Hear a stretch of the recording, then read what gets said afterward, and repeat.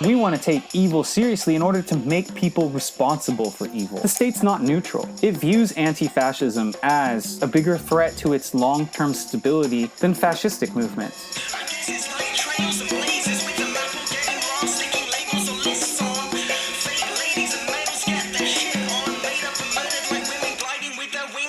All right, what up? Hello, welcome to Owls at Dawn. We are just two dudes from Southern California who studied philosophy, politics, and religion around the world and decided to start a podcast where we could bullshit with impunity. I'm Austin Hayden Smith. And I'm Troy Polidori.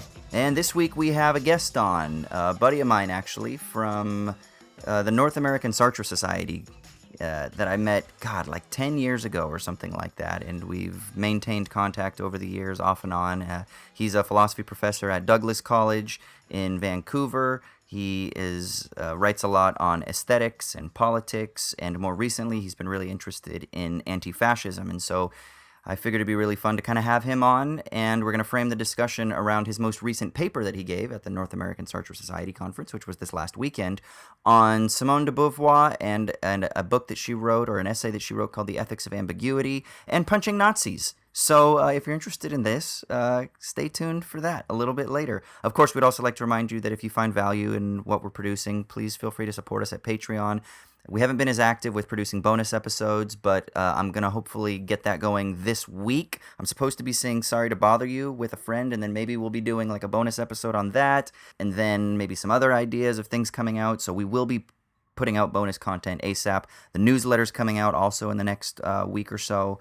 So if you want access to all of that, go to Patreon. $5 gives you the whole shebang. $2 allows you to participate in listener-suggested topics, which we've done 2 episodes now on the last listener topic, which was about the ethics of suicide. And we've got a third part that'll be coming up in a couple of weeks. It was just such a rich topic that we couldn't do it just in one episode. We had to space it over 3. But yeah, so if you want access to all of that shit, you want to be able to participate in suggesting topics, go to Patreon. But you know what we got to do before that, Austin? What do we have to do? We got to do the Shitty Minute.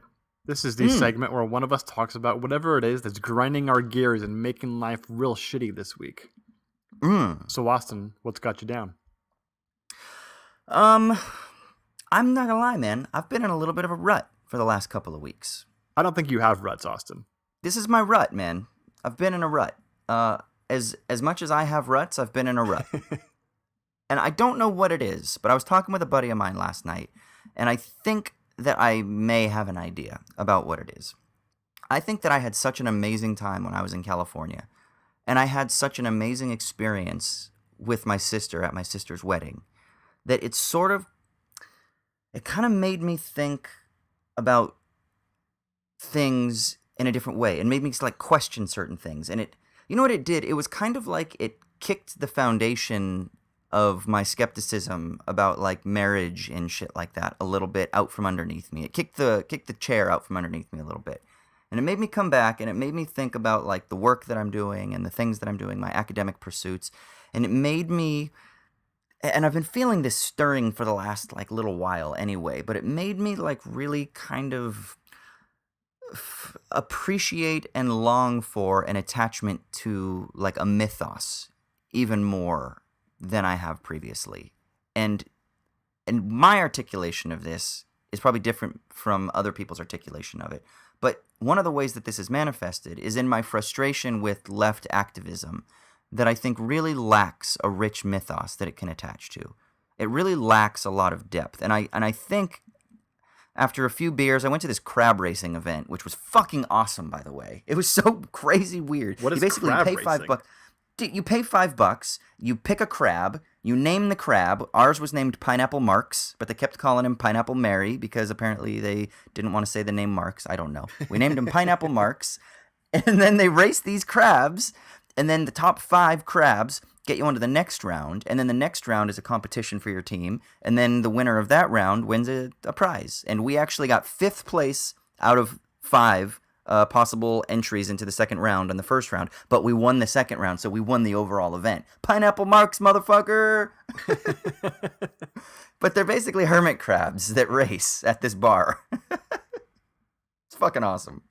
But and they had $10 jugs of beer. So, we were hanging out and getting all deep and philosophical and shit, while they were spraying us with water, and we were popping balloons and racing crabs and doing hula hoop dancing and playing ping pong. It was a perfect night in Austin's world.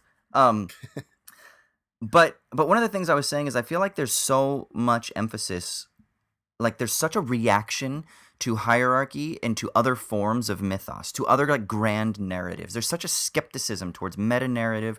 There's such an attachment to like the need to be materialists among like anti-capitalist or progressive or Marxist or leftist groups, that my fear is that there's too much of a detachment from like a real depth of meaning, that there's no universal, like if we can attach this to our Prozorov text, the idea that there is a for all, as much as like leftists a lot of times want to speak to a for all of like this idea of like liberation of the oppressed or something along those lines, so many leftists seem to not have an attachment to something greater than just their anti-capitalist bitterness.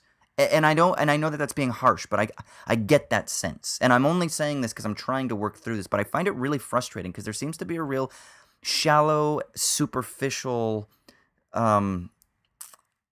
impetus that is guiding so much of this discourse. And it really is bumming me out, man. And I'm not really sure what the answer is, but I'm starting to become more and more interested in exploring the possibilities for like a reclaiming of mythos or an attachment to some form of like mystical materialism or something like that. I'm not really sure how to think about it. And I've never really wavered from this, but because I've always kind of been like, when I was doing my master's degree, I gave a paper at a conference called like The Beyond in Our Midst, and it was about like the infinite depth of materiality, and so I'm always interested in like this idea of the more than, call it transcendence, call it metaphysical. I'm not really too concerned right now with kind of articulating the concept, but I've just been frustrated with a lack of the more than, the lack of the beyond, this like this fear and this resistance to really like work through what that more than is.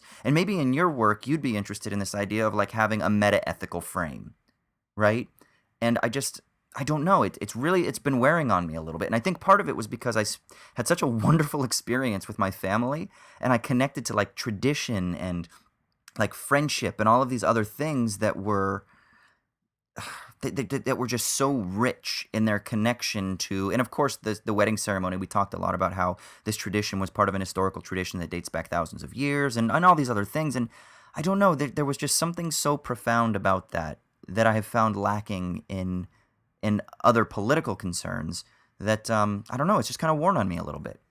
Yeah, man, I totally understand that. There definitely seems to be, and we've talked about this a lot on previous episodes, there seems to be just this lack of openness to any form of experience that's not sort of based upon this gut level resentment and hatred for everything that's bad, right? Never this focus on, well, if that's the bad thing, then what's the good thing? Yeah, that tends to be missing, right? Or in the very least, it's sort of just posited as like, well, it's just whatever you choose it to be. Like, it's so open that it has no content. It's like, well, no, there can be like actual tangible things that are good, even if they're, traditional or hokey or whatever. Like, those things can totally be good. Yeah. Yeah, I mean, I don't know if you saw my tweet, but so there's a theologian. She identifies herself as a communist theologian, which holla fucking luya. I love that shit. Whenever people say things like that, I get excited. And she has a new book coming out called like The Theology of Failure, and she's really interested in Christian mysticism and like Lacanian, Zizekian psychoanalytic readings of like fragility and failure and things like that. I imagine there's probably like some Kierkegaard in there too. It sounds like it from like the blurbs that I've read. Her name is Marika Rose, and she did like this benediction on the BBC radio. Did you see that tweet that I tweeted out? No, but I know who she is, yeah. And so there was like this tweet that she tweeted out. It's like this 15-minute prayer, hymn, benediction, and then like some songs that she sort of spliced together for this little 15-minute Sunday morning, I guess like a prayer session thing. She's an English scholar, a theologian, activist. And I listened to it and I thought it was really beautiful because it was kind of like a way of crossing genres, because she's still a theologian, but she framed it within the context of like people who are suffering. And so it was really geared towards people who were having a rough week in particular. I mean, obviously it was broader than that, but for this week, it was a real like nice benediction for people who are, maybe upset about the recent election in Brazil, or they're upset by the constant like negative emotions that are being derived from the news cycle, or they're frustrated and anxious about the state of the world, or whatever it is that their thing is. It's for people who are in the midst of despair, in the midst of suffering. And I thought it was really lovely because it was like a way of reintroducing mythos, reintroducing that beyond, but within the context of a purely sort of materialist set of concerns. And I thought there was really something kind of lovely in that tension between those what are generally perceived to be as like opposing spheres. And I don't think that they necessarily have to be. And I was talking about this with my buddy Darius, and he talked about how there's this mystical tradition that finds this tension at like the point of ratio versus intellectus. And it's ratio is like rational thought. It's like the material thing. It's the capacity to be able to use reason in this world now. But then the intellectus, as like Meister Eckhart would talk about, is like that stirring of the soul that is designed, in Eckhart's terms, at least, for the absolute, to connect with infinity. Like it was meant for that. And so medieval theologians talk about like intellectual intuition, that you just intuit that and you connect to it. And whether or not we want to buy that articulation as it was framed in, the 14th century or whatever, that's secondary. But there's something about this struggle between these spheres that I just find to be really interesting. And I think a lot of left discourse is really afraid of our kind of like walking that fine line between those two and exploring that tension. And I don't know. I just find it to be really lacking. I think you should write a book called like My Dark Night of the Soul, where you talk about your mystical encounter with like the ultimate communist utopia, which you are bringing about. Oh, deal. Done. Is it a novel or is it a popular nonfiction? Dude, it's both, of course. Done. It's academic treatise, a novel, it's a TV show, it's a podcast. I fucking it could be like Serial, right?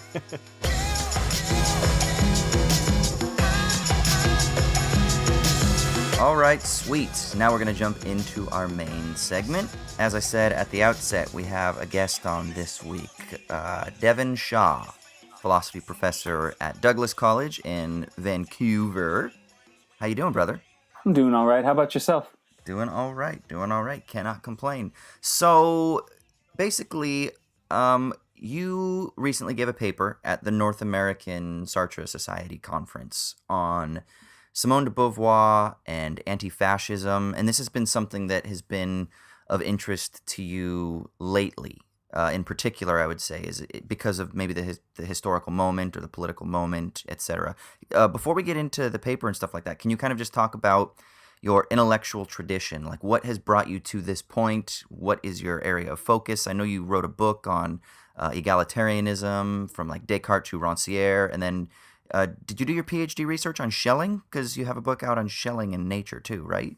So yes, I did. That was the first thing that I did, was the research on Schelling. Okay. At that point, though, I had already been familiar with questions about politics and aesthetics, which is where I got started. So I had been reading Rancière and Alain Badiou and, Merleau-Ponty.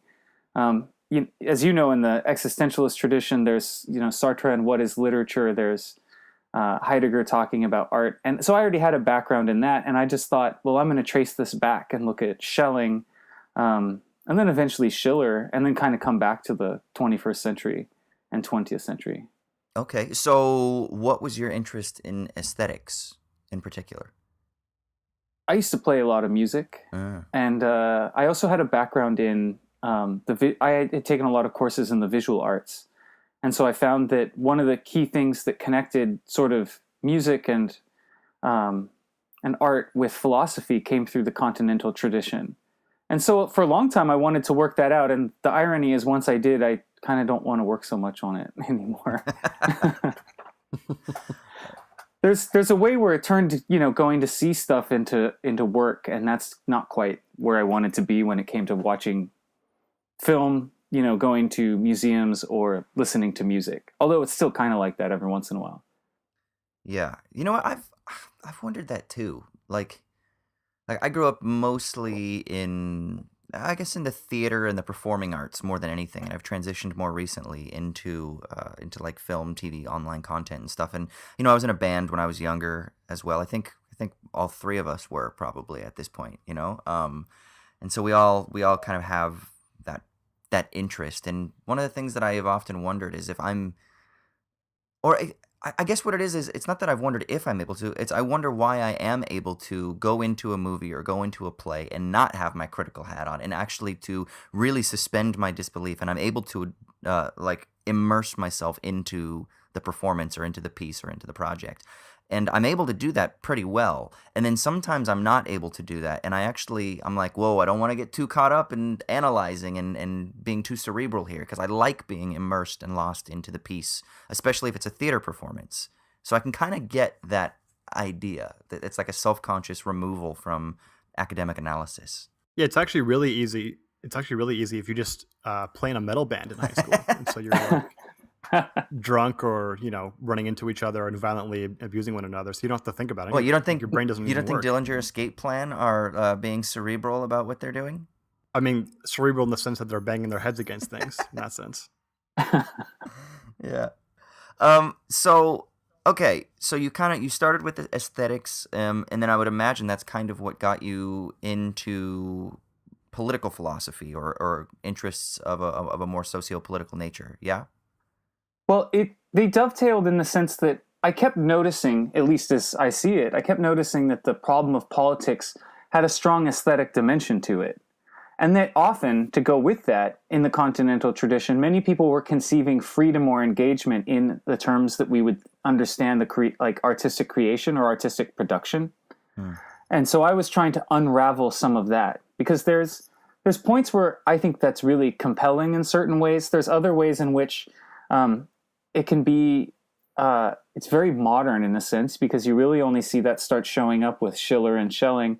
But then there's also a part where you find that you really wish some of these philosophers would understand artistic production in terms of work, to do some shortcuts to them stumbling over themselves when it comes to, freedom, exploitation, and other issues like that. If they just see some art as work, that of course it sort of make it easier on them. And there's often a refusal to view artistic production to be a kind of work. Interesting. What do you think are the implications of that? Like, why do you find that to be important? I think because it makes it so that artistic production is more ambiguous, to use a word that we'll be using later as well, is that it's ambiguous about what its meaning is. Because if you don't see the relationship between work and aesthetics, you miss things in your analysis, like, much of what we look at in terms of, let's just use 19th century art, for example. And I, was really helped by reading T.J. Clark for this, as many people also come out of this field and think about it, is that if you look at representations of leisure in the late 19th century in French art, you got to remember that it's often leisure for men.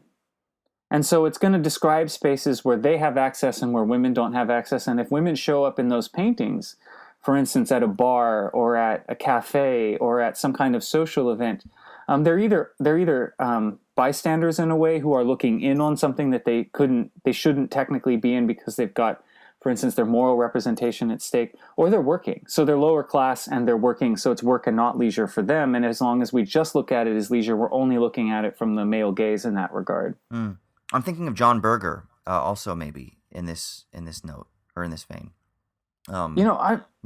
Embarrassingly, I don't know Berger well enough, and I should, to get involved in this. But when you know how this goes in the disciplinary side of our discipline, basically, where you sort of end up reading all the French people talking amongst themselves, or all the German people talking amongst themselves. Right. Yeah. Yeah. No, I think you'd really dig it. Troy actually recently recommended, was it the book Ways of Seeing, right, Troy, or was it the documentary? Yeah, it was the book Ways of Seeing. Yeah. I mean, one of the things he talks about that's super interesting kind of in this realm is the idea that if you look at clothing, for example, that women up until a certain time period basically were always designed to be looked at, right? That their clothing was either revealing certain things or covering up certain things. But the point was that there was always this relation of being looked at. Whereas male fashion, male clothing was always represented as being something that was based on activity, like they're wearing their riding clothes or something, their sport clothes or something along those lines.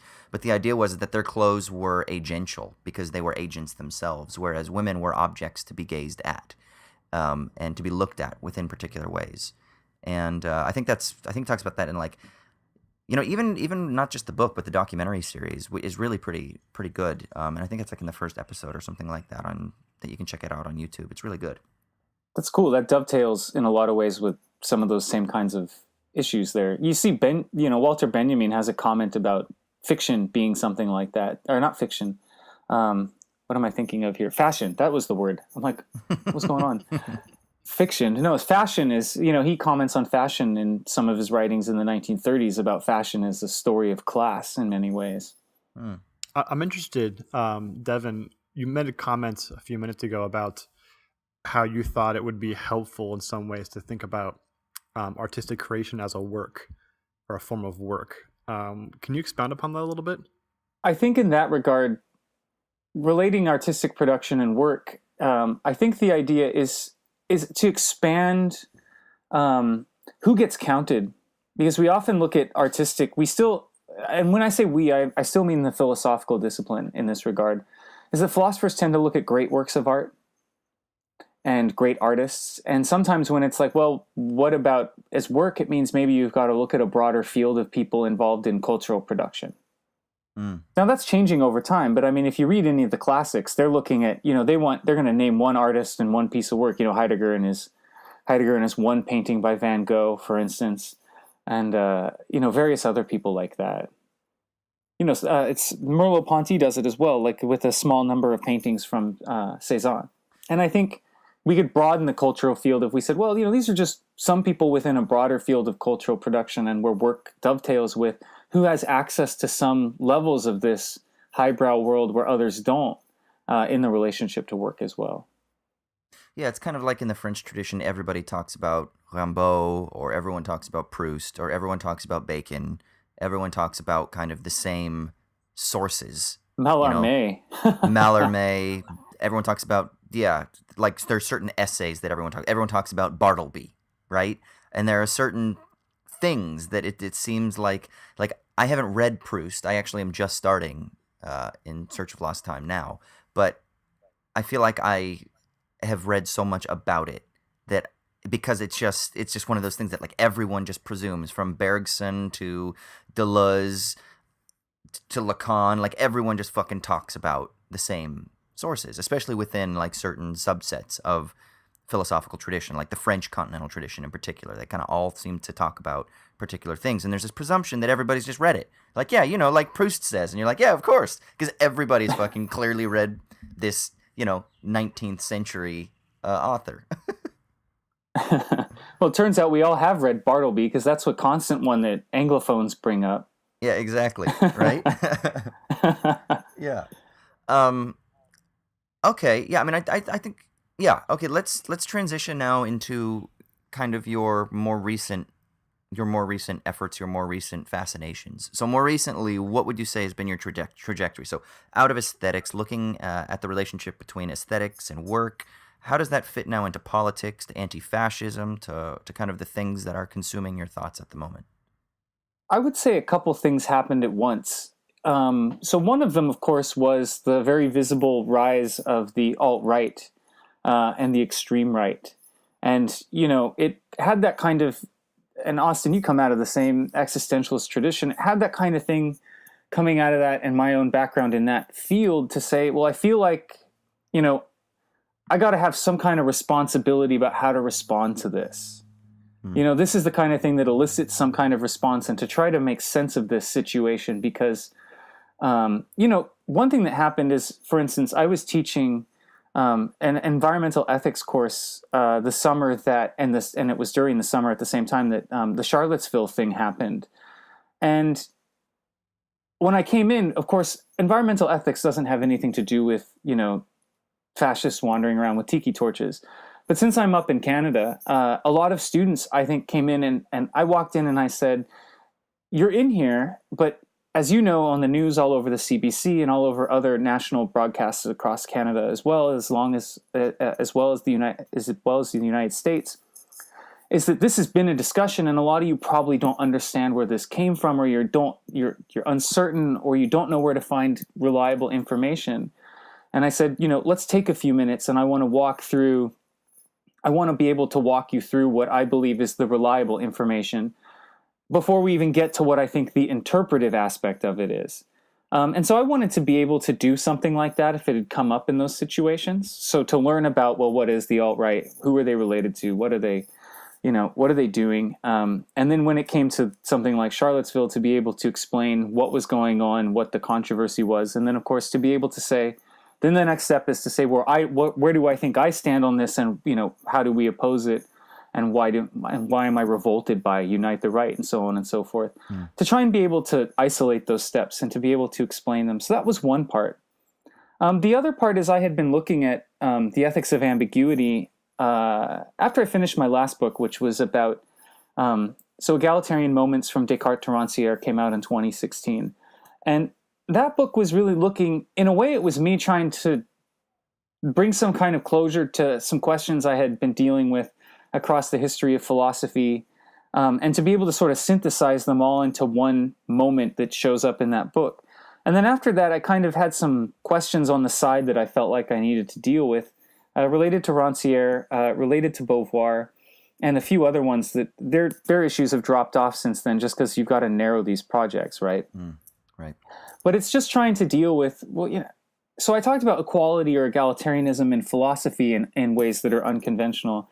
And then I just thought, well, this seems to be, the subject of equality seems to be a dividing line between the left and the extreme right, when we are constantly bombarded with messages about how the extreme left, or whatever they want to call it, the radical left and the extreme right, there's the horseshoe theory. And they say, oh, they're similar. And I said, well, one of the main ways where they're not, that's obvious on its face, is that one side values egalitarianism very strongly, and the other side rejects it outright as their first, it's like principled, if you could say first principle of rejection.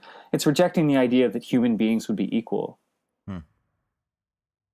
So I think that dovetailed with that. And along the way, one last feature is that I had spent a lot more time working on to diversify and reorient my teaching to deal more with Black and Africana philosophers and indigenous philosophy.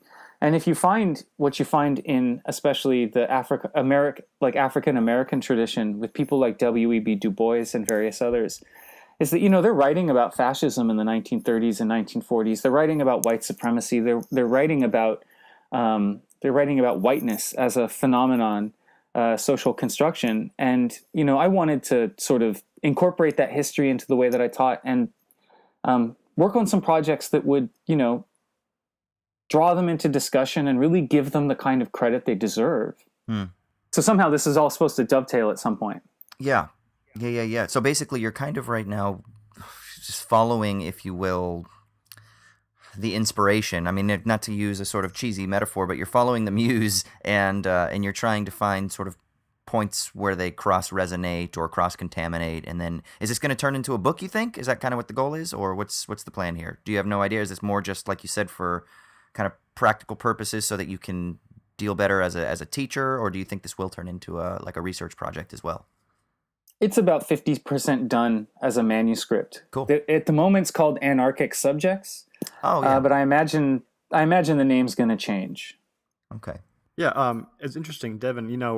Something you just said about W.E. Du Bois and others in the pre-civil rights era, talking about fascism and whiteness as a social construction. It's kind of been a popular thing to talk about in the last year or two, that the Nazis and especially Hitler had sort of named American segregationist policies as sort of a forerunner to the Nazi zone, strategies.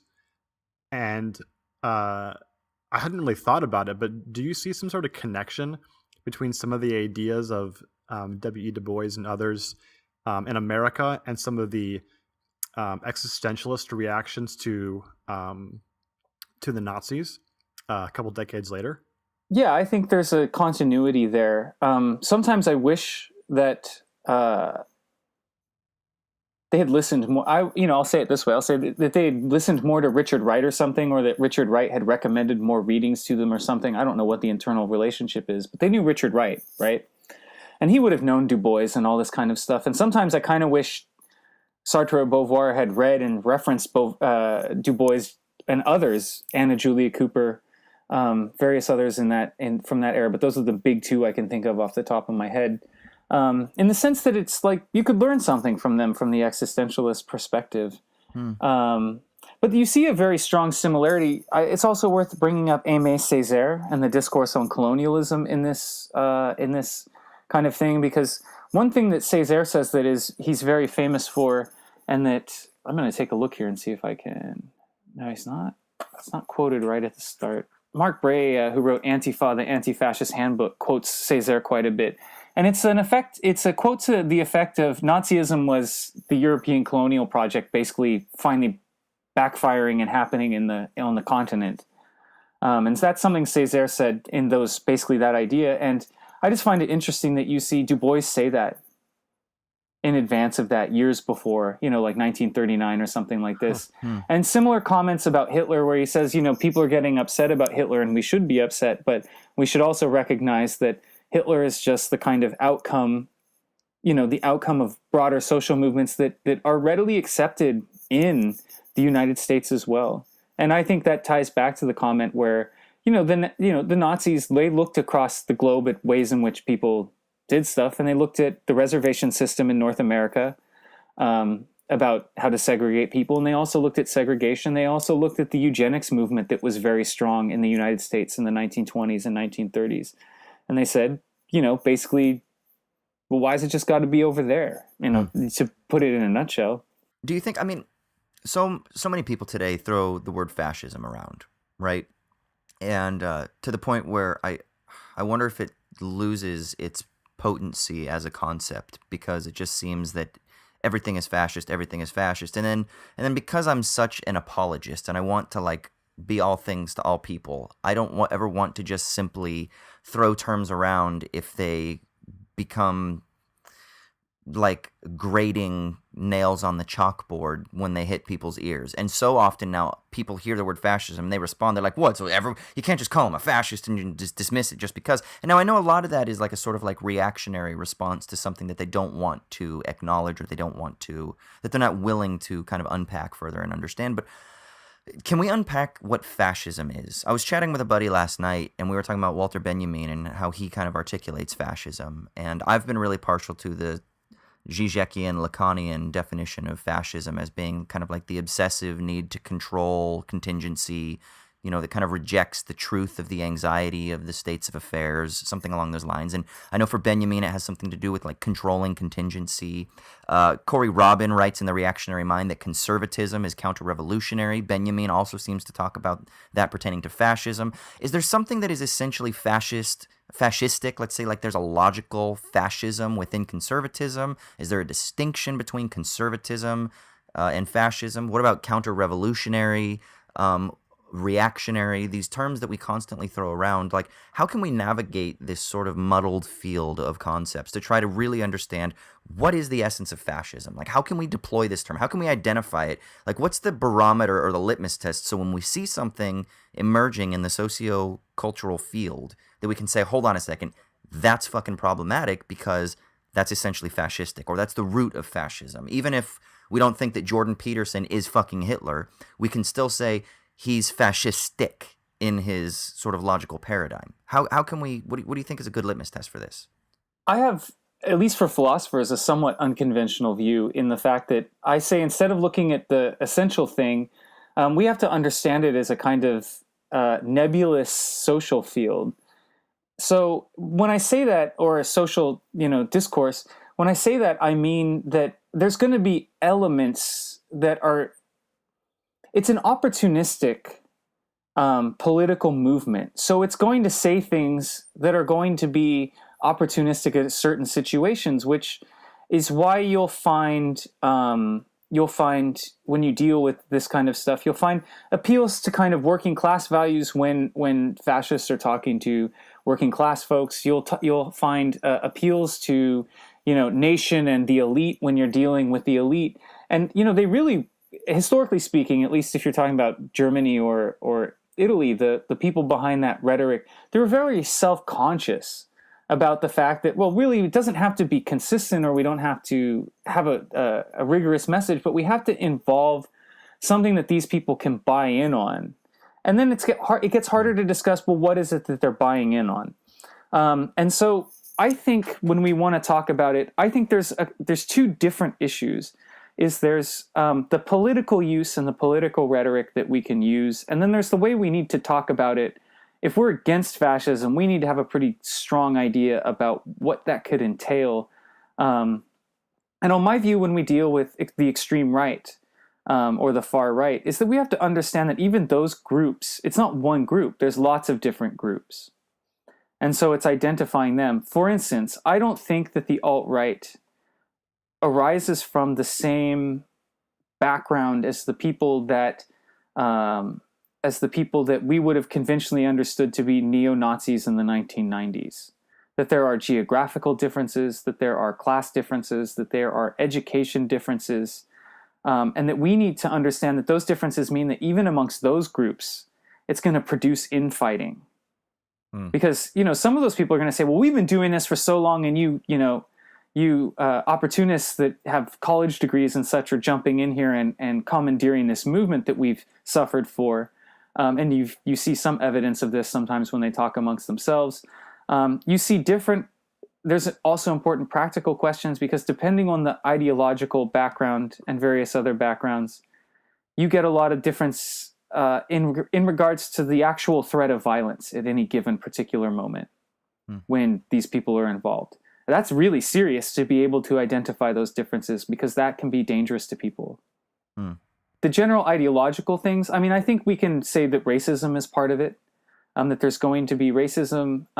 My friends and I that talk about this stuff, or my colleagues and I that talk about this stuff, we have some debate about the role of anti-Semitism in the modern extreme right, where I'm more willing to say I think that when they talk amongst themselves, that shows what they're committed to, and they're very likely to start bringing that up. Like we see Richard Spencer recently, when interviewed by people involved with Daily Stormer, he's typically pointed at as an unusual case of the extreme right, or neo-Nazism, or whatever you want to attach to him as a label. And people would often say, well, he's not really doing any anti-Semitic talk. And then, of course, there's an interview where he does get involved in some of that. And so, there's questions about what that means. So there's racism and anti-Semitism. And of course, I think that in the United States, we have to understand that fascistic or extreme right movements are going to have the quality where you're going to find anti-black racism and anti-indigenous racism to be part of those things. Matthew Lyons in Insurgent Supremacists, a recent book, and a few other scholars, but that's just the one that's sitting in front of me. He says misogyny has to be understood as a core component of this, because it's a return to so-called traditional values that often put men at the head of households and in important political positions, and women in subordinate positions. Which makes it possible. I was just going to say, which makes it possible for them to ally with people that are maybe misogynistic in their outlook, but may not necessarily be racist or something like this. Yeah. So not to be like super reductive, but to try to maybe distill this down to a common core tendency or inclination. It seems that a lot of these individuals or these sentiments that you're describing are based on a fear of some form of historical contingency or historical transformation, or the unfolding of historical values or concepts that somehow seem to threaten the tame world that they have constructed around themselves, the sort of porcelain doll world that they are holding tightly onto, and that there is this fear of the outside, this fear of anything that will threaten that porcelain doll, and whether it's in the form of egalitarian gender roles or egalitarian ethnic identities or political representation or some sort of more equitable distribution of resources, it seems as though that it's derived from like a fear that their tame environment is going to crack. Do you think that that's a kind of core felt sense that kind of like that is like the maybe a root cause of a lot of these fascistic or hyper-conservative far-right tendencies? I think that there's something important to that, but the reason why you don't hear me evoke fear in this discussion is one of the ways I got into this is that there's a personal side to this where I remember, back in the anti-globalization movement, which, started and really crested in the late 1990s. I'm old enough to have sort of been someone who wasn't old enough or networked enough to be an organizer, but I remember marching in some of these things. And back then, some of the discussion was, well, the anti-globalization movement, sometimes you'd hear someone who was trying to articulate it, and they would say something like, well, what this does is it breaks down the traditional boundaries between the left and the right.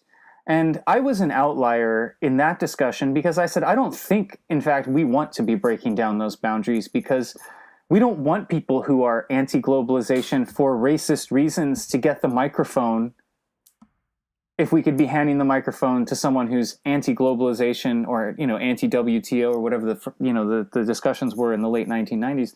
We don't want that person to get the microphone and start spouting stuff that's basically the modernized version of the protocols of the Elders of Zion. When we could hand the microphone to someone who's ready to articulate just how globalization was working to basically push people into precarious employment situations. So I said, I don't want that.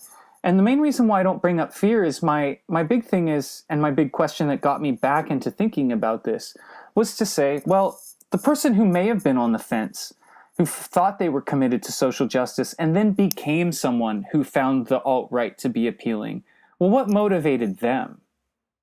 Because they may have held all the traditional, or all the values, not the traditional values that you articulated about, where they hold on to a tradition, there's a fear of change, there's a fear of social change and egalitarian gender roles, improved racial relations, getting into discussions about economic egalitarianism as well.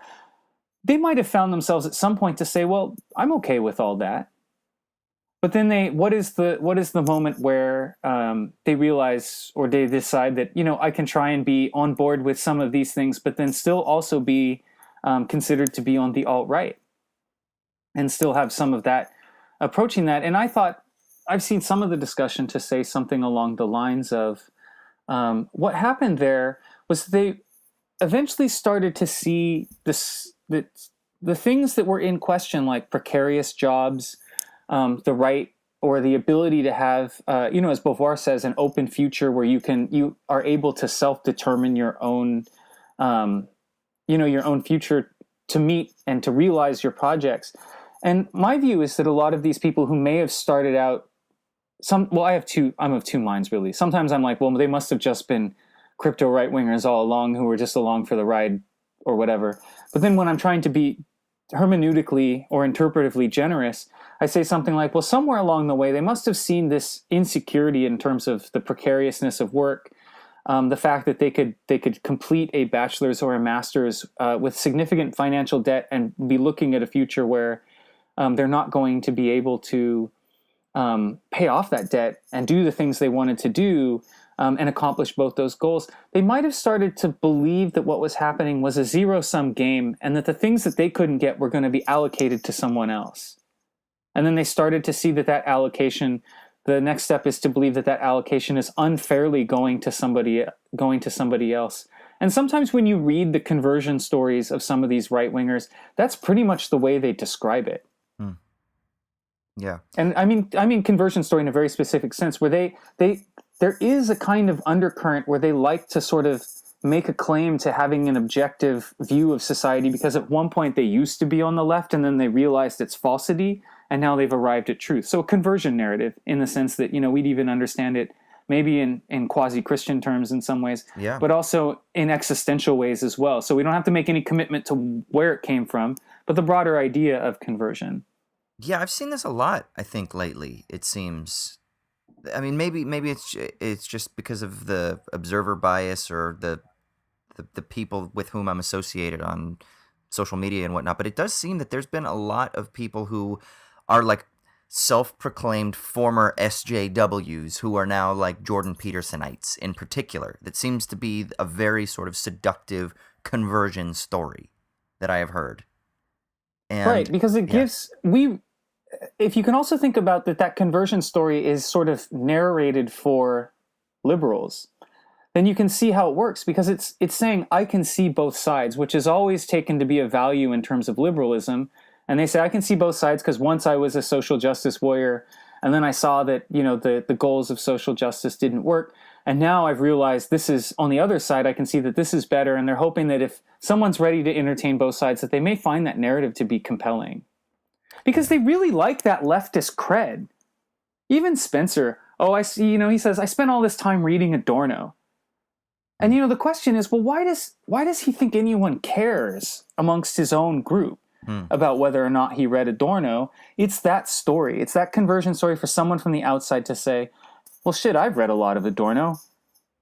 And then, you know, start moving along those ways. Oh, the kinds of things that my professors made me do for critical theory. Well, you're right. Maybe it is that this is illusory because, you know, again, to try and be and you know, it's funny because I'm not always this fair. I don't know what's going on with me today. You know, to try to be fair in some degree, you could see it as, you know, this is, and now I can't think of it. So this must be my brain's like, nope, don't go this way.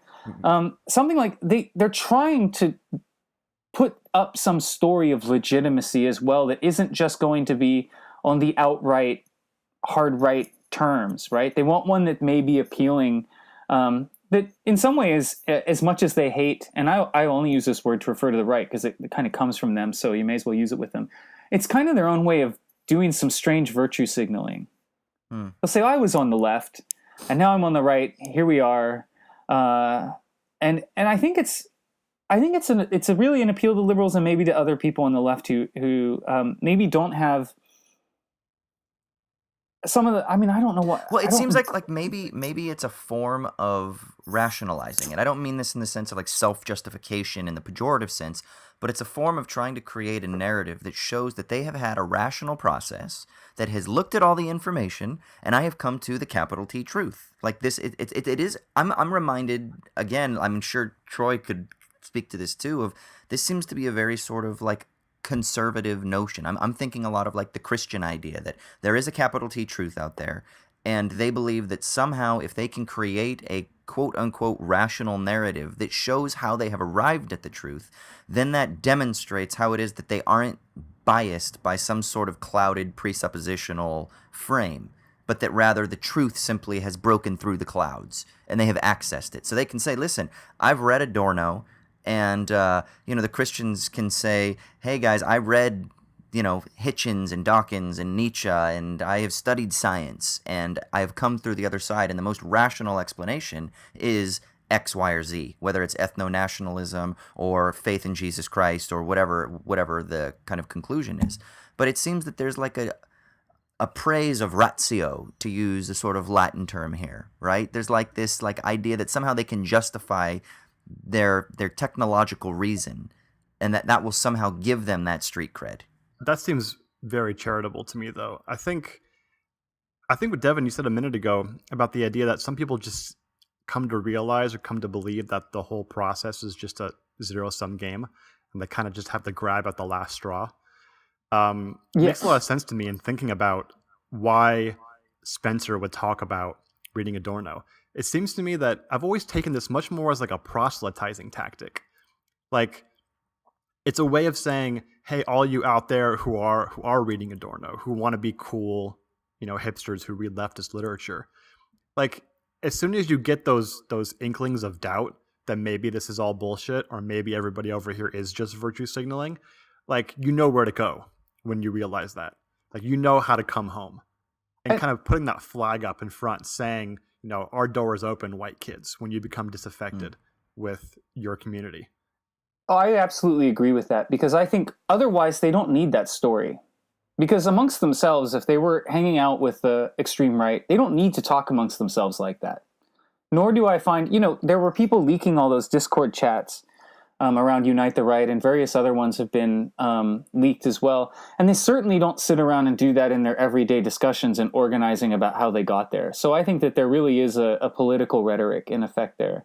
To dovetail, or to circle back to how this all got started, it was to say, instead of saying fear, I think that a lot of it came out of this, it's working on this zero-sum thing, is that maybe fear does drive that. But, I mean, the big question was, well, how do we get the people that may not traditionally have fallen into prior extreme right, like neo-Nazi movements, in the way that we understood them, that would be, people that have advanced graduate degrees and so on and so forth, that don't necessarily would have seen themselves landing there. Think about it. If we get to an institution like a university, and this may dovetail again with some of my own, experience in dealing with universities and colleges, if you get through and you have thousands of dollars of debt to finish a master's degree or a PhD, and the job market is shrinking, and then let's think of it this way, some money starts coming up from somewhere you didn't expect it. But then you're like writing about a kind of right-wing tradition, and you're kind of put there. I mean, this could be the kind of zero-sum moments that people run into, right? I mean, one of the discussions has always been, I was reading Clara Zetkin, and she wrote in the early 1920s about fascism, one of the first. And she said one of the big things is you see intellectuals moving over from their traditional spot on either reformism or social democracy, or even communism, and then moving to the right. And that's where you see a big shift, because they're legitimating it at the highest levels. So to circle back to something you said, Austin, is that, someone like Jordan Peterson, I don't really spend a lot of time trying to categorize whatever his beliefs are, because he's playing just whatever his beliefs are and whatever he's doing. He's playing a legitimating role by holding a PhD and a position at University of Toronto. And people can read what they want into that. So they can say, he's legitimating this. And, they'll say, he says something about Marxism or cultural Marxism or neo-Marxism, and they can hear what they want there to dovetail with the things they already think, and they can go, a guy with a PhD who's at the University of Toronto says it, this means that this is the truth, and that people are listening to it at the top levels of the intellectual world. Yeah, this is one of the other things that I've kind of been curious about too. So I've got, the friends that have had that trajectory, that have been the former, they classify themselves as former SJWs who are now really influenced by Peterson. And you said something earlier, you're like, when you're being charitable, you read it one way, but when you're not as charitable, you're kind of like, well, maybe they were just clandestine right-wingers all along, and they were just kind of they got caught up in the emotion, or they were along for the ride or whatever in there. I think it was you were talking about the anti-globalization movements. And yeah, I wonder if there's something that a lot of these people who are now latching on to Peterson in particular, I think there's something really seductive about Peterson's narrative that a lot of liberal types in particular, maybe not hardcore leftists, but liberal types in particular, center-left types that really gravitate towards. And I think that there's something about a lot of them have religious pasts, they were a part of the church or something like that, and they became disaffected because somehow they got spurned by, I don't know, maybe it was a personal thing, maybe it was an intellectual thing, combination of both, all of the above, other things, whatever. And so they were searching for something to latch onto. They were searching for some sort of foundation. And what they searched and found was some form of identity politics. And they got really interested in that. For example, it could have been something else. It could have been the anti-globalization movement. They found a community of people. They found something that satisfied a certain desiring need at that moment.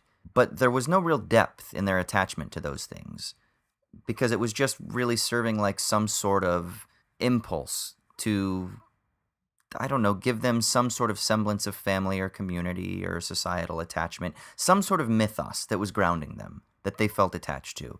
But there was no real depth there, because really the depth in their allegiance was ultimately elsewhere. It was to some sort of more selfish motive, or maybe they really did have a disposition that would be more satisfied by a more right-wing discourse, or if we're going to introduce fear again, that there's somehow that their attachment to these causes of social justice didn't alleviate that fear enough, and that now somehow it's easier, it's more comfortable for some reason to attach to the narrative of a Peterson or the narrative of the alt-right, because that somehow it gives them teeth to that desire that they need.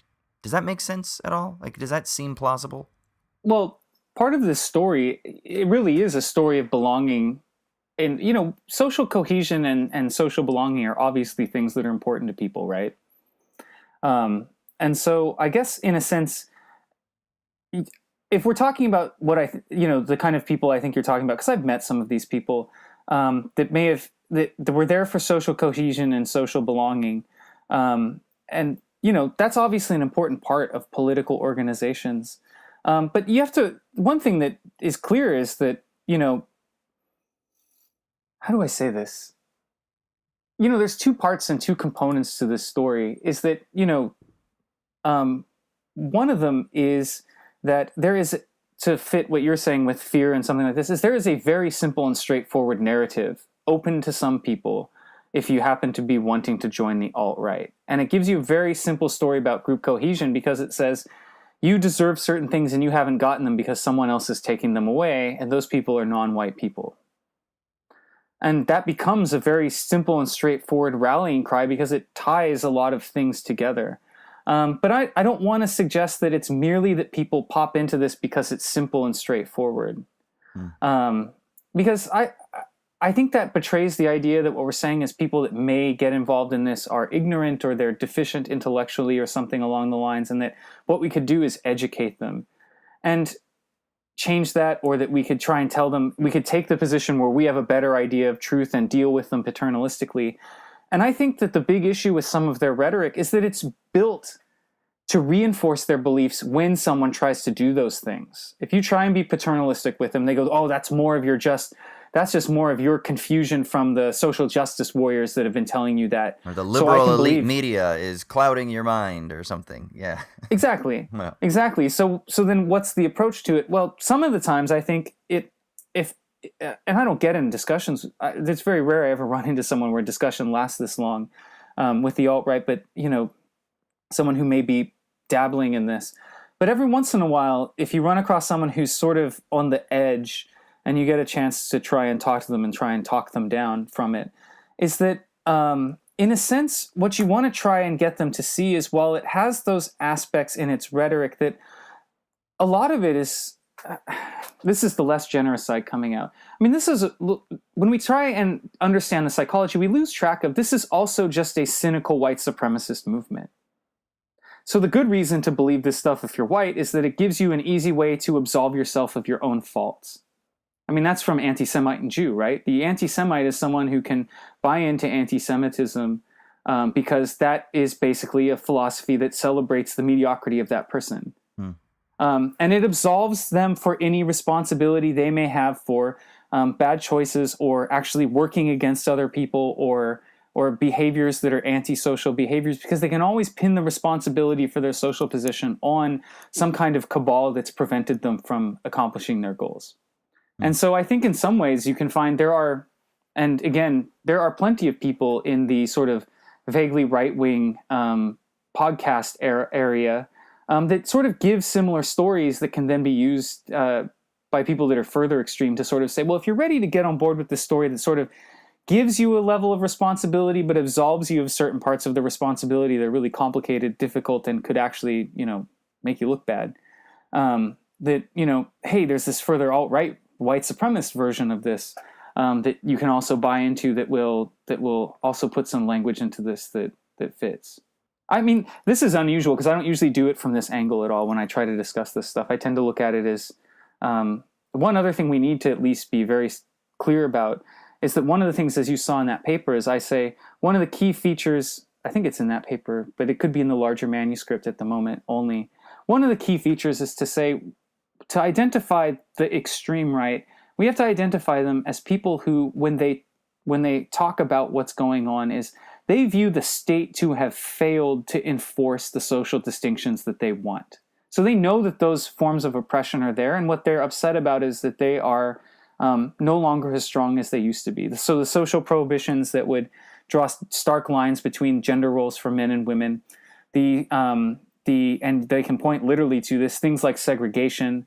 They can be upset that in Canada, for example, they can be upset that the courts are giving hearings to First Nations who are claiming that they're not being consulted when it comes to their land use. And they'll go, well, these kinds of court decisions are interfering with, progress. But, underneath that is a claim that they're saying, look, it's the consultation with First Nations and the self-determination of First Nations and their quest for self-determination that is interfering with, and we have to name this, and this is very important, a settler colonial project, a white supremacist project, an anti-black project that's all dovetails in the states of Canada and the United States. Yeah, that's exactly what we're seeing in Brazil right now, is it not? Where farmers are reacting to the fact that the indigenous communities actually made some progress in terms of rights over land, and then this is sort of a reaction to, hey, the state hasn't done its job of reinforcing our supremacy over the indigenous community. You saw this in South Africa too, right? With the idea that the white farmers were reacting to the government, who had been talking about this for years, ever since the end of apartheid, that land would be equitably redistributed in certain ways. And there was this large pushback, and then, false narratives that were being spread around that, the government was going to be killing white farmers to steal their land from them so that they could give it to, these poor black people. You saw it in South Africa too. Yeah, so South Africa, and I'm not as nearly up to date with Brazil, but I would say that I saw this discussions where he said, it's time to exploit the Amazon even further, and that, it's time to roll back indigenous rights. And I said, I know exactly what this rhetoric is about. You're talking about in Brazil now, Bolsonaro. Yes, right? In Brazil, yeah. And I think the reason why I don't follow that stuff nearly as much is there's obviously lots to follow in Canada and in the United States as well. So keeping abreast of that stuff is its own time-consuming exercise, considering I do this while teaching and researching something that this isn't even the primary discussion of what the manuscript is going to be about. I just am trying to get an idea of what are these components that are at play. And I think one of the things you can see in a settler colonial society is they are rife for these kinds of movements because they are premised at their very basis on this stuff. So the key point is to say, when I say something like, if you read some of the other research where I've done some discussions and I've co-authored some stuff with a friend of mine who's a indigenous political theorist, is that when we talk about decolonization and when we talk amongst ourselves as we write, I say, this is where some of our own different political backgrounds between his indigenous political theory background and my sort of anti-fascist and existentialist background dovetail, is that, we got to decolonize these states because these states are always going to be susceptible to these things, because the very basic principle is that there's a level of supremacy where, in Canada we say, well, why is it that crown sovereignty has priority over indigenous sovereignty? And the courts basically can't get any closer to say that that's just how it is. And then you go, well, that a court can't say why, because a court would say literally it's might makes right, and that is obviously we can't apply that as a principle of justice. But a court also can't basically rule to eliminate its own sovereignty over making decisions, right? Like the Supreme Court of Canada, the Supreme Court of the United States couldn't say something like, we're now going to decide our own juridical right out of existence. That's an impossibility. You can't even expect a court to do that. In Canada, you can see some of the decisions. You see at some point some justices will say something like, "Dear legislature, we're pleading with you to resolve these things through treaties so that we don't have to deal with these issues." But you see a lot of inertia in those regards. Okay, so let's transition now, just kind of to wrap up this conversation. Let's end with why de Beauvoir would say, then therefore you should punch a Nazi. So how does your paper kind of fit into this discussion? I mean, it seems like in a lot of ways you're sort of saying that there are these rigid social structures, these what did you call them, a settler colonial states. And so maybe from one of the things that I can extract from your paper is that somehow you think that de Beauvoir, particularly in her essay, The Ethics of Ambiguity, kind of gives us some form of ammunition to allow us to be able to confront those very static institutions. And and somehow that ties into how you think that we should therefore punch Richard Spencer in the face when we see him. But obviously, I'm being glib. But yeah, go ahead and expand on that a little. So I can sort of explain this one a little bit. Is that I was looking at when I try to do research, and I don't know how far. I think I sent you the PDF of Egalitarian Moments. Yep. Austin, I don't know how far you looked into it, but I like to read something against something else when I'm reading in order to try to see if there's push and pull to get something out of this. And part of the project was, again, reading Existentialism against the Egalitarianism of Jacques Rancière. And then part of it was I really struggled, and I think most people really struggle, to make sense of the third part of the ethics of ambiguity.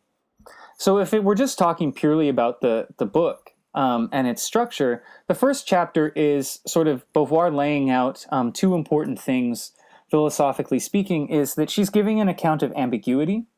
And she says that ambiguity arises on the basis of human finitude.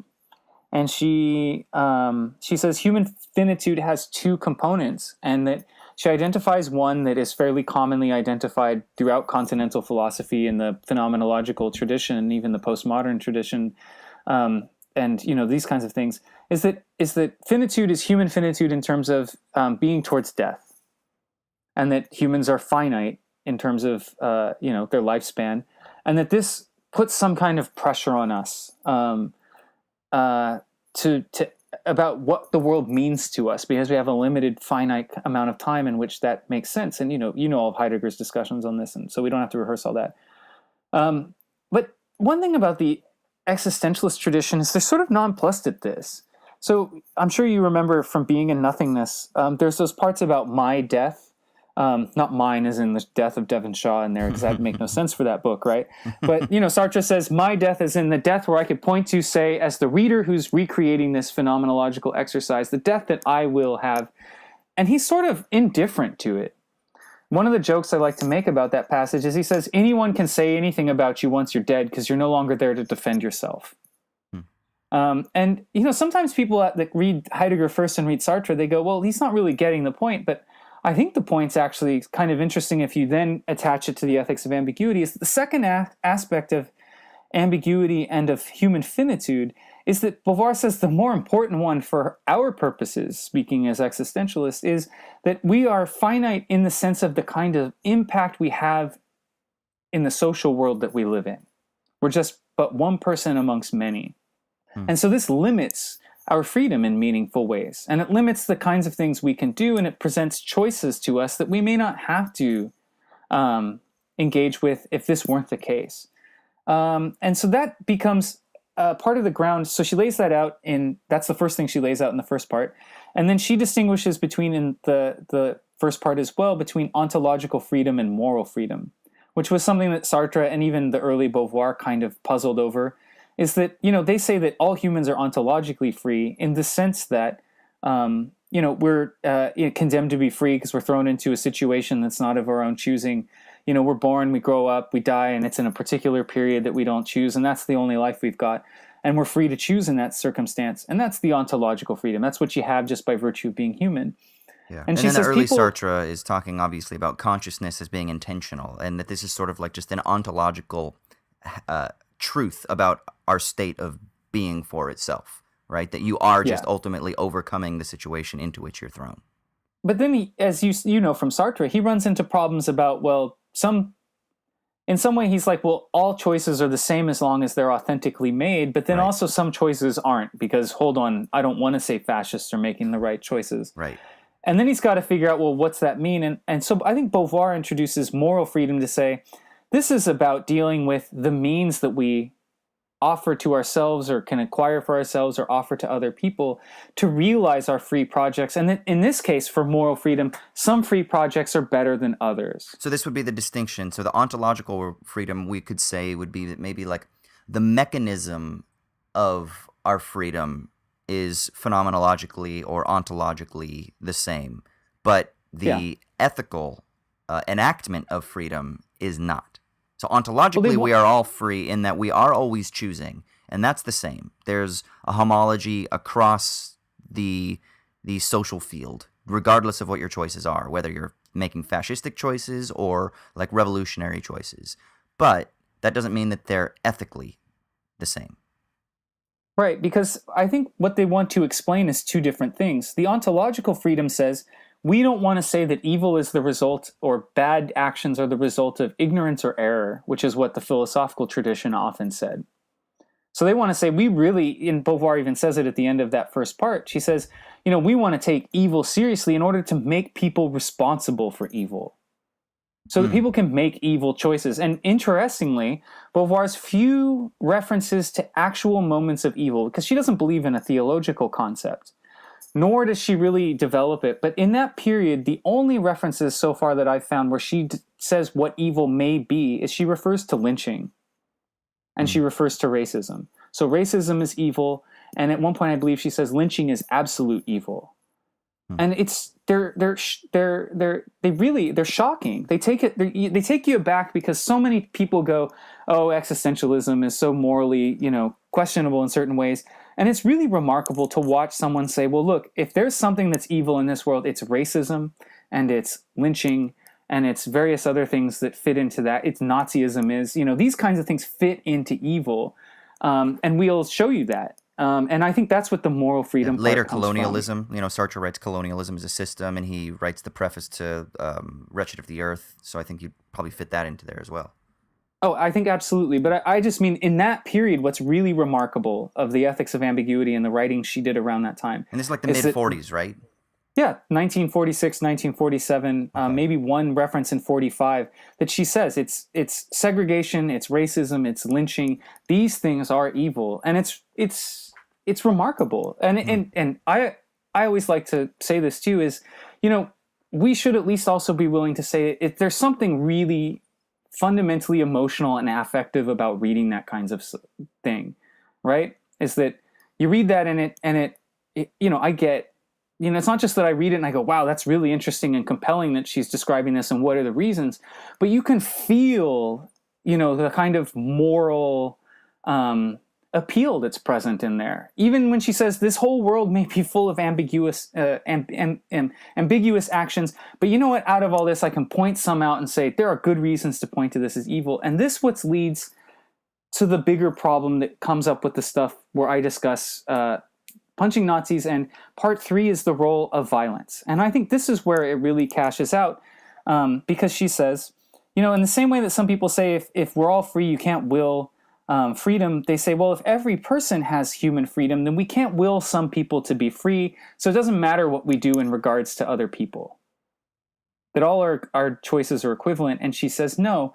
And she goes on to say, one of the biggest issues that we have is that in order to accomplish our freedom, at some point we need to treat people as means, as instruments, or as obstacles.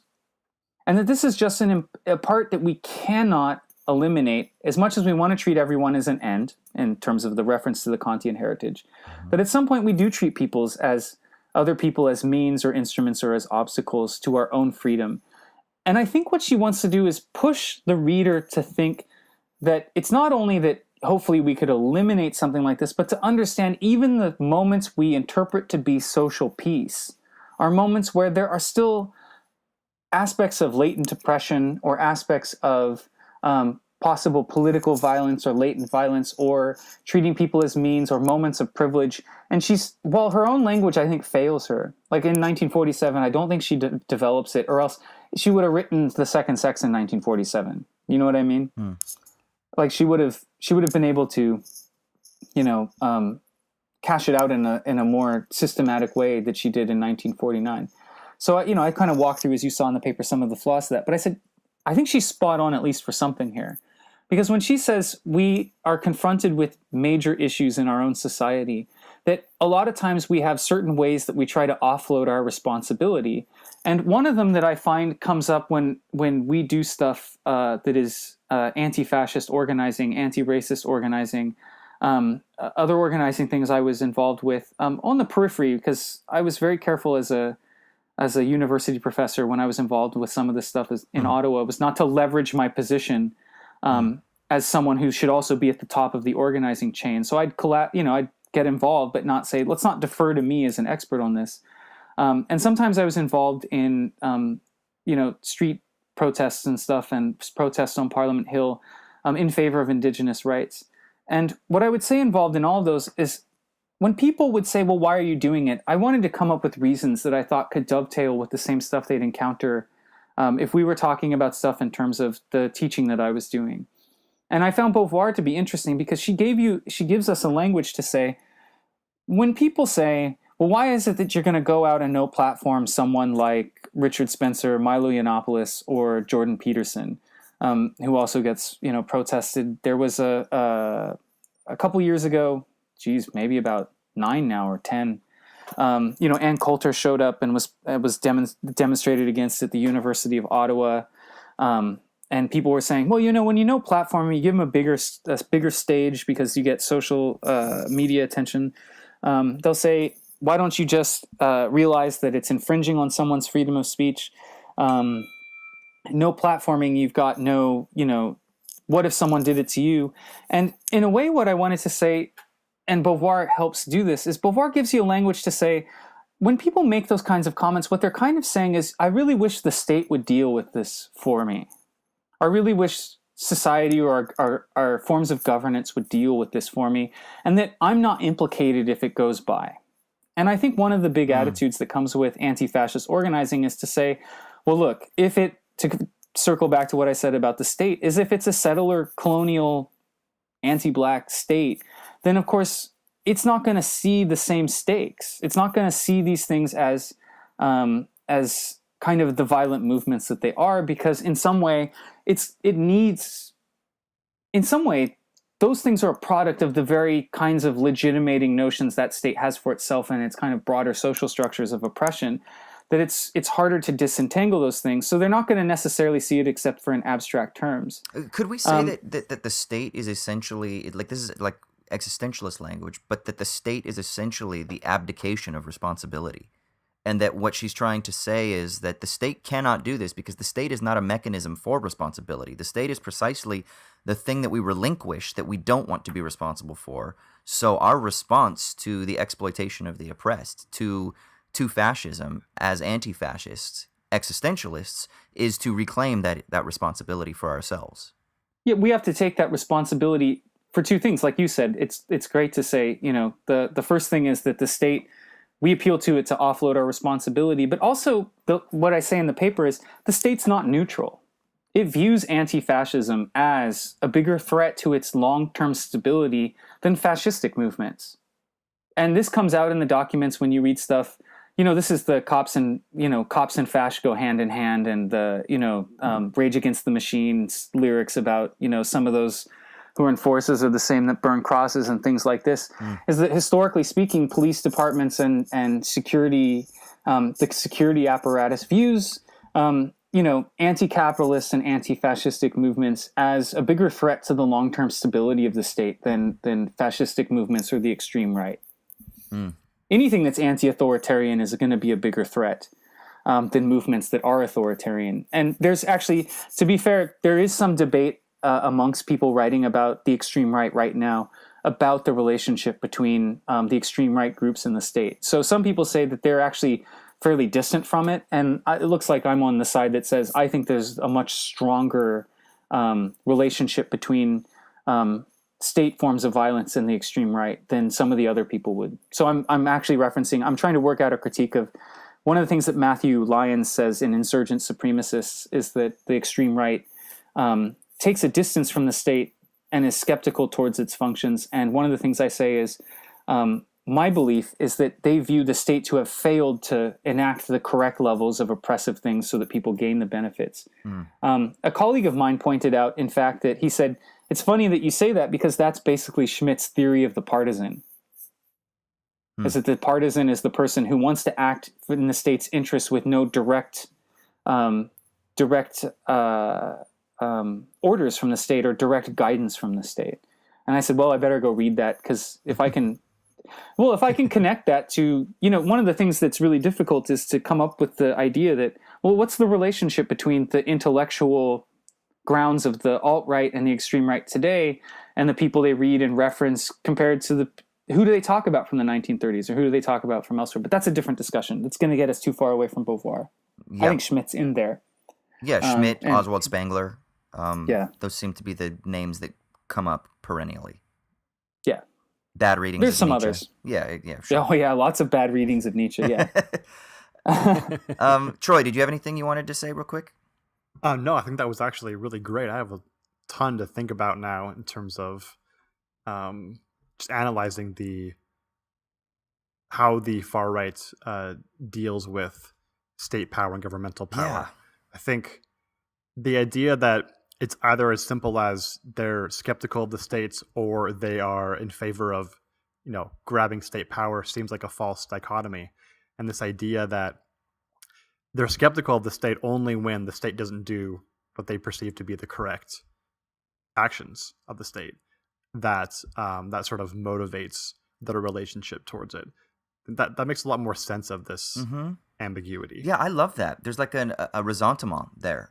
And you hear this a lot. Like people like, I don't know how you say his name, so forgive me, friends, but George Ciccarello Marr talks about this. Remember, he's gotten in trouble a little bit where he's like, why is it that like a white guy in Vegas would gun down 50 million people? And he says, and I can't remember exactly what he says, but it's like white resentment or something along those lines, like white male resentment, And maybe that's a few degrees removed from it, but there is this disillusionment with the state. There's this ressentiment with the state, and so you latch on to these, like, you have a skepticism towards the state, but it's only because the state has failed you. So there's like this anger and resentment towards the power structures that you feel like have betrayed you, that they were part of your family and they're like kicking you down, and so you're fucking pissed now. And so you have this strange, tense relationship with the state that isn't simply reclaiming state power or rejecting state power in a sort of like anarchistic sense, but there's something much more convoluted going on. Yeah, I think, and resentment, I think, plays a major role in some of these discussions of understanding that as well. And I think that in some way, I think that glosses some of the issues, is that what they think is, American society is supposed to be the society where white people are on top, right? They're like, well, look, we looked at the whole history of this and we get taught all this stuff, and then we're supposed to be the people with access to work and to political power, and now that's not as obvious.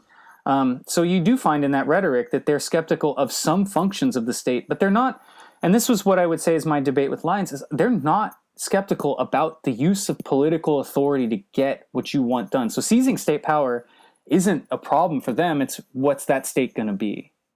And I think that's one more thing that really distinguishes it, is that, anti-fascist organizing is very difficult because on principle, when we do the organizing, we're supposed to recognize that many of the communities who may feel like they need to be involved in the organizing have extremely difficult relationships with the police.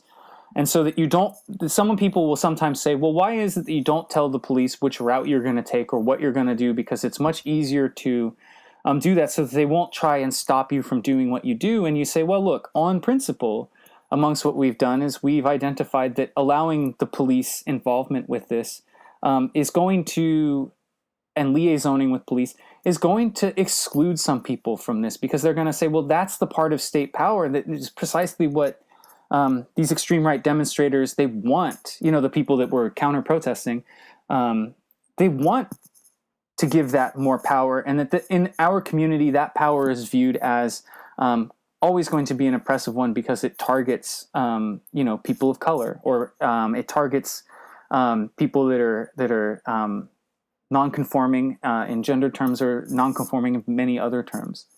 So, that's an important thing as well. And it's funny because you find these references at the very end of The Ethics of Ambiguity to Beauvoir saying, oh, the police are the worst. And that it's funny because it's actually the worst part of the discussion, because she just says they're just the worst and we know it. And I'm thinking in 1947, you can all look back and remember the occupation and remember the role policing played. So there's not a real reason to have a theory of policing. But today we need a better theory than just the kind of quick sketch she gives, where I'd say, yeah, policing is awful. And there's lots of reasons as to why, because of the way that it targets certain populations and, it oppresses certain populations, and that, people of color, and the judiciary system is very racist in that regard as well.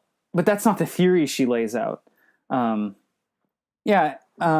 so I guess the last part out of that is then, if we're going to get to the part where it's talking about where I sort of offhandedly talk about punching Nazis. The irony of this is I've been working on this particular chapter for almost 18 months.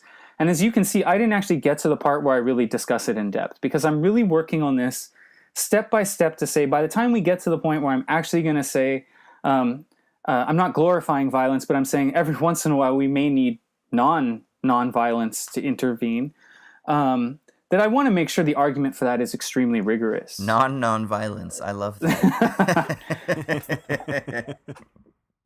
Well, it's academia can be very touchy, and we have a lot of emotional things about violence. So I want to make sure that we're very careful about this, because you also can read all kinds of people that claim that Sartre and Fanon are glorifying violence, and I just don't read that at all. I agree. I mean, it's the idea of the unconscious rage that bursts up within the colonized is not an advocacy for going out and just throwing bricks through store windows on a Saturday afternoon because you're angry at your mom or something. It's a very different, it's a completely different articulation of what's going on. It's when you are being threatened with Sartre calls the impossible, when you are being threatened with death, when you are being threatened with absolute stasis and suppression of any sort of agency whatsoever, it boils over and it becomes this contagion that spreads amongst the rest of the people that are experiencing this radical oppression. And you are being literally threatened with the impossible, as he calls it, with a capital I. And when that's so condensed upon you, there's this unconscious rage that elicits the only response possible, which is a violent response, or as you said, non-violence, right? And I actually love that, because it's a recognition of an unraveling of the conditions of seriality, the unraveling of the conditions of the impossible that are being imposed from without you, which is not really violence in the way that we think about it as being like this infringement upon somebody's rights or something like that. But no, this is the appropriate response in the appropriate measure to the oppressive conditions that are being imposed upon them. And that's a very different sort of articulation. There's also the famous words of the basketball player Matt Barnes, who once said, "Violence is not the answer, except when it is." I love it. Was that to Kobe? Did he say that to Kobe? No, it was to Derek Fisher when they were having that spat over someone's wife. I forget who it was. Jesus. I think it's important to point out it's interesting that in our discussions that often as well, it's a response to this as well, is that, people get really hung up on this moment where Richard Spencer gets punched, or Jason Kessler, or the guy that had the homemade swastika shirt down in Gainesville, if I remember correctly, at one of Richard Spencer's things, and there's the sort of floating arm that's punching the guy, if you can think of that picture. And there's a lot of focus on this, and the irony is, in the same period of time, we can identify all kinds of right-wing ideologues who have committed far worse violence. Yeah, just like the Proud Boys just a couple weeks ago. Right. Where was that in New York? The cops stand by while the Proud Boys beat up a bunch of people. We have the synagogue shooting that just happened. We have racially motivated shootings. We have the death of Heather Heyer in Charlottesville. And that these aren't the kinds of things where people go, what we need to do is now undermine the legitimacy of the right. They somehow sort of go, well, it's both sides and this is really complicated and whatever. And I think one of the big issues here is to say, remember, when I'm actually articulating this non-violence, I'm talking about something extremely limited. Most of the cases I'm going to talk about are going to be something like no platforming. So I'm going to, hopefully, if I get this done in a timely way, I may not focus on no platforming directly, but it does get mentioned because I talk about Sartre and anti-Semite and Jew, that no platforming is something that is justified and reasonable to do. I'm going to talk about, if we want to get into this discussion about some of the things I may say could possibly involve violence, is, there is a situation where you could have fascists or the extreme right or neo-Nazis or whatever you want to call them, and they have a march route that they want to take, and the options are to step aside and allow, if you're protesting it, like we could be protesting it, that you could be on the line, and the options are to step aside and let them continue, or to not step aside and force an issue where it gets shut down, or actually have to confront either the police breaking it up, or having to deal with the right breaking police lines itself and trying to break the line of anti-fascist organizers as well. The question is, well, when we think about this, what would we do in this situation? And I think that nonviolence, in terms of principled nonviolence, because I think there's good tactical reasons to be nonviolent. So let's be clear on this. They're good tactical reasons because, there's lots of legal and law enforcement ramifications of stepping beyond tactical nonviolence. But when it comes down to a situation where it's like, we've decided that you're not going to break this line without force, then you have to have some coherent thing to say, well, look, this is in some way going to say, this is involving a mode of coercion and stopping somebody. And so that could require things that that may fall afoul of something of principled nonviolence, tactical nonviolence. But I still think we need to say, well, there is a strong philosophical justification for this. And it can come out of Beauvoir saying, in a situation where the state isn't neutral, so the police aren't neutral, there's the right going through there, and they are often organizing and talking about ways in which, they may need to use violence to continue their march or continue whatever they're doing. And that there's anti-fascists saying, well, we're not going to let you continue into marching towards, like a situation in Charlottesville, marching towards a historically black church with your tiki torches or something like this. This is a significant question because you don't want them to march over there where it can look like for their own PR, they have for their own PR outreach and recruiting, that they have a political victory and that they could march on this church, because that's dangerous. And I view punching Spencer in the same way, in the sense of, in general, a sucker punch is probably not going to be a long-term solution to dealing with the extreme right. But what it did do at that particular moment is it prevented him from, by embarrassing and humiliating him, and he readily acknowledged that's what the biggest problem was for him, was that it cut into their recruitment, and it cut into the projection of power, that they can walk in public spaces and not be challenged by people. And, that turned into his whole thing a year later, where he said, it's no longer fun. And there were reports of some of the meetings of some of the groups he were doing. They could no longer book gigantic hotels in the Beltway area. So they went to, I can't remember the exact details. They organized a thing and they went to a meeting in this bed and breakfast. And then someone wrote to the bed and breakfast and said, hey, look who you've got here. And they booted him out. And they said, yeah, right, we don't want the attention that this is. And that comes from the pressure of showing that you can't be in these spaces unopposed. Because I think, and to put it in a way that's very political, I think by the time they can walk through these spaces unopposed, that we're in deep shit from an anti-fascist, anti-racist, egalitarian organizing standpoint. We're in deep shit in a way that is very dangerous to a lot of people. So it's best to try and do what you can to stop that from happening. Yeah, the first time that I actually ever participated in this sort of counter-protesting was when I was in the UK. I was living in Nottingham, England at the time when I was doing my master's degree. And there's this group called the English Defence League. And they are ethno-nationalists. And this is in like 2010, I'm thinking. So this is before all of the resurgence of the alt-right became a thing, which was, last, 3-4 years or something like that.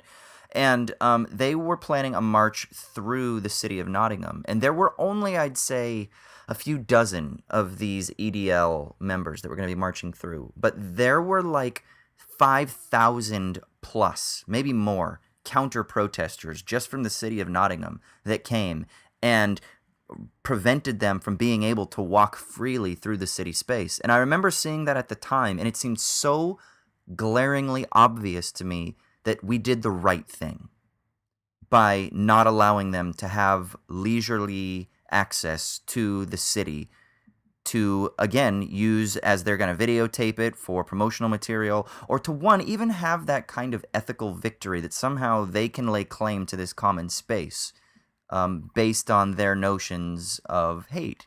And I remember it just seemed obvious at that time that that was the right thing to do. So even though I'm still working through these issues with regards to whether or not we should punch Richard Spencer in the face, sort of thing, I can definitely understand and like no platforming, I know, is something that we'll probably have to wrap up here, but I'd love to get you back on again. And we have a friend, Amy, who writes a lot against the effectiveness of no platforming. And it'd be really interesting to have some sort of dialogue with, okay, what are the pros and cons? And let's lay the case out for no platforming versus not no platforming. And I'm not sure that counter-protesting in a city space is the same as no platforming online, but it's only different in terms of degree, I think. And it'd be really interesting to kind of explore that, because it just seemed, like I said, so obvious at the emotional, affective level that this was the right thing to do.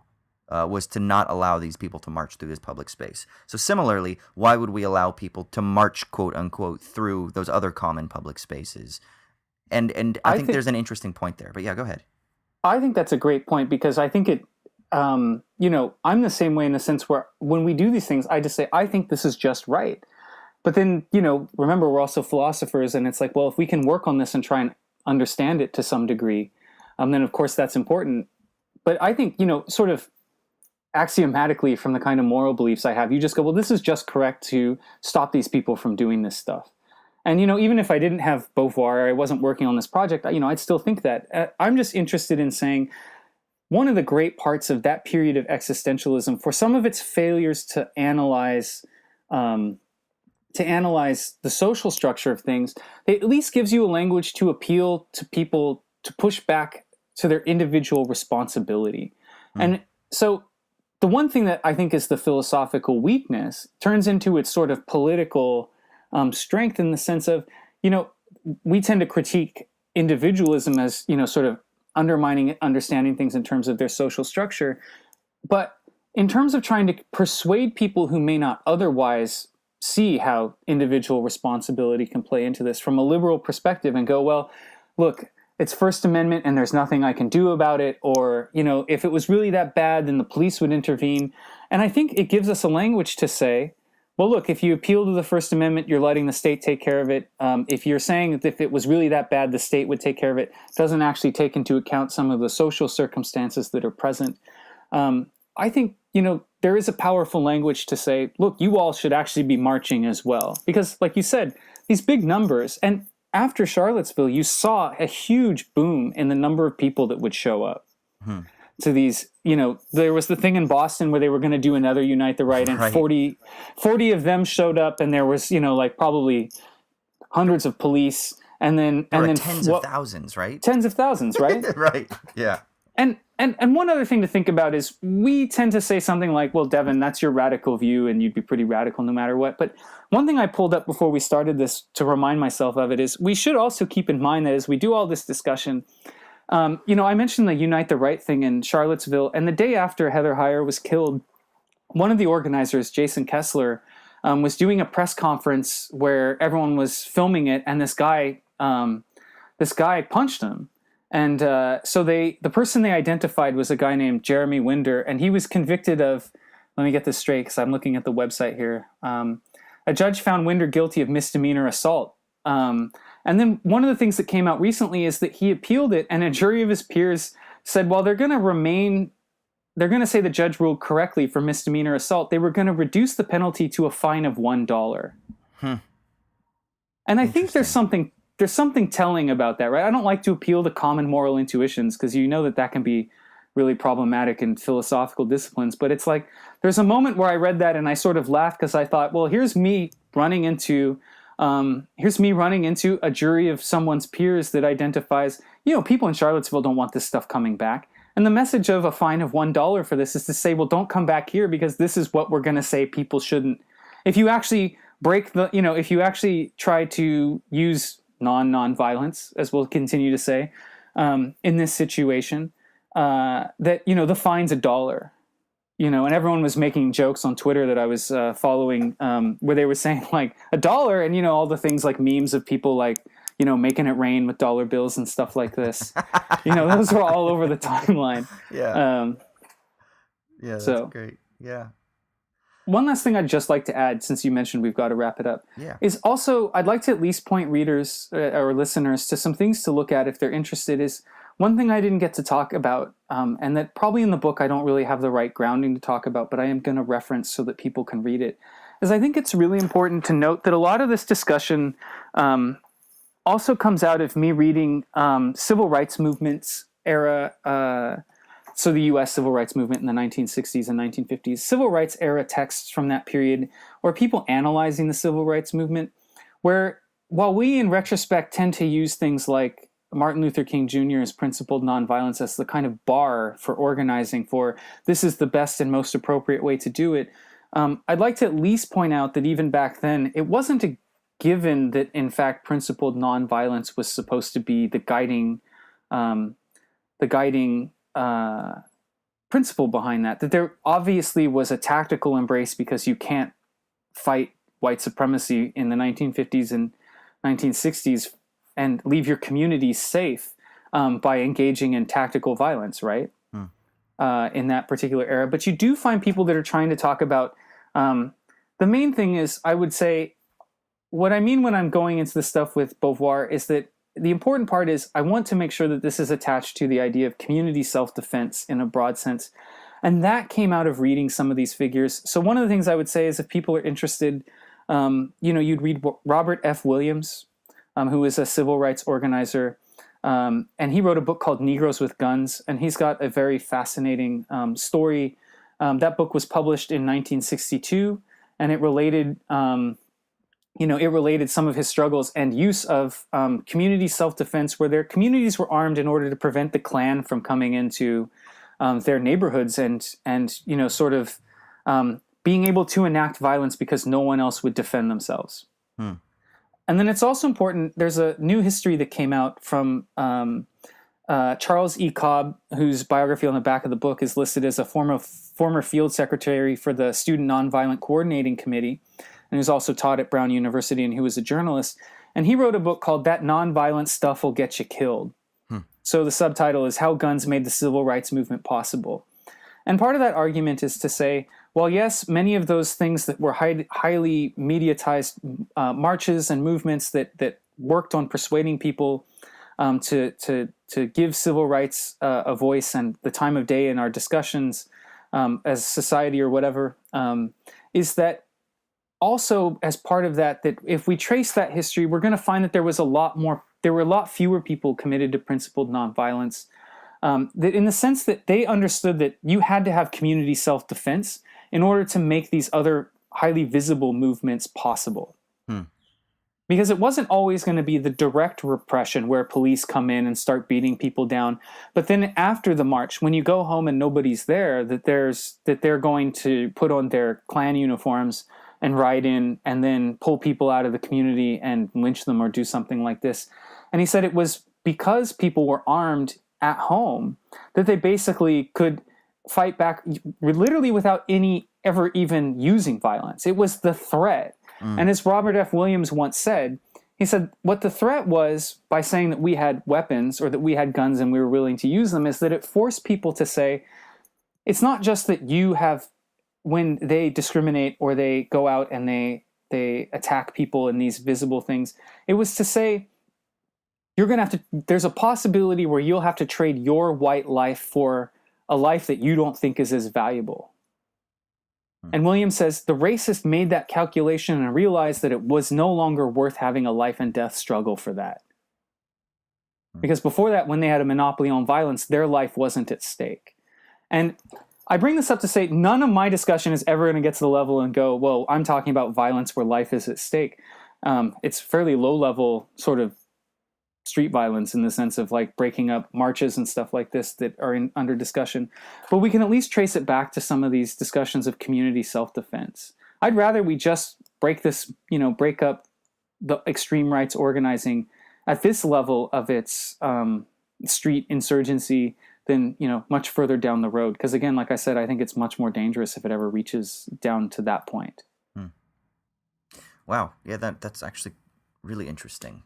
Okay, yeah, let's wrap it up there then. Let's end the discussion there, and let's just put an ellipses and say that in the future we'll come back and we'll pick this up in a future episode and expand on it. I'm sure historical developments and new things will emerge that'll allow us to kind of flesh this out even more in the coming months. So let's plan on that, yeah? Yeah, that's great. I'd love to be back on. And of course, I will finish this manuscript eventually where, of course, then there'll be a book where people can read it and know what I'm talking about rather than just hearing about a paper. Good. Do you have any idea when it's going to be finished, or is this in early days? My goal, I've been at this about 18 months, and my goal is to be finished with it in August of 2019. Okay, cool. So that it can come out as a book, hopefully either by late 2019 or 2020. You know how publishers are in the sense that if it's a hot topic, they're going to rush it out a lot faster. Right, exactly. So I don't have a contract just at the moment just to say I wanted to be able to work on it without publisher pressure of speed this up, let's get this out. I want to, let's cash in on it. For sure. So by August, I want to have this done and be able to say it's time to put this out to public discussion and be able to, criticize and verify the kinds of things I say. I think it's going to be just on the basis of a strong philosophical scholarship. I think it's going to make an important contribution in discussions of Rancière studies and discussions of existentialism. And it's important just on that basis. But I also think that someone who wants to come in from the outside who doesn't know those particular subjects, they'll still be able to read it and get something out of it that I think is politically, ethically, and socially important. Well, that sounds exciting. That sounds perfect for like Verso or Zero or a couple of those other presses that are producing kind of literature right at the intersection of academics, but also popular works. Yeah, I'm going to see if it latches on in any of those places. Definitely, definitely. Well, cool. Troy, did you have any last comments here to wrap up? No, just thank you so much, Devin, for coming on. That was very rich. Yeah, absolutely. Thanks for having me on for the discussion. Of course. Do you want to plug yourself where people can find you or anything like that online? I don't really have I have a Twitter account, so that's at Devin Z Shaw as the Twitter handle, and then I have 2 books again, Egalitarian Moments from Descartes to Rancière, that deals with egalitarianism and philosophy. I also have a book before that called Freedom in Nature and Schelling's Philosophy of Art, and that's about aesthetics and politics in German idealism. So if for some reason some of those things interest you, I invite people to check those things out as well. Cool. And if you're at a university, harass your university library to have them order those books. Yes, absolutely. Because that shit matters. So even if you don't pay the $150 for the hardback, your library has a budget for that shit. So harass them. Yes. Engage in non-nonviolence if you have. Maybe not at the library. We need those things. Awesome. Well, thank you again so much, brother. Yeah, thank you.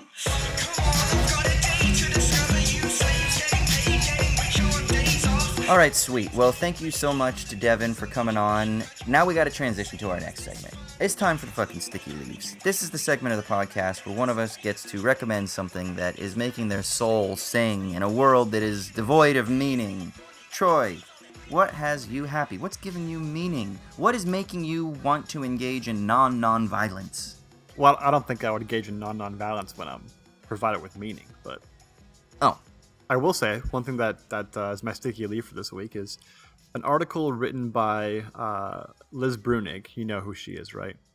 Yes. She wrote an article in the Washington Post. She's a op-ed writer there. A couple of weeks ago, or maybe even over a month ago, but I hadn't read it until recently because it's very long. It's a story on this woman named Amber Wyatt, who was a fellow student of Breunig's in Texas in high school. And there was a story basically where she had accused a couple of athletes at the school of having raped her. And she was basically kind of run out of town.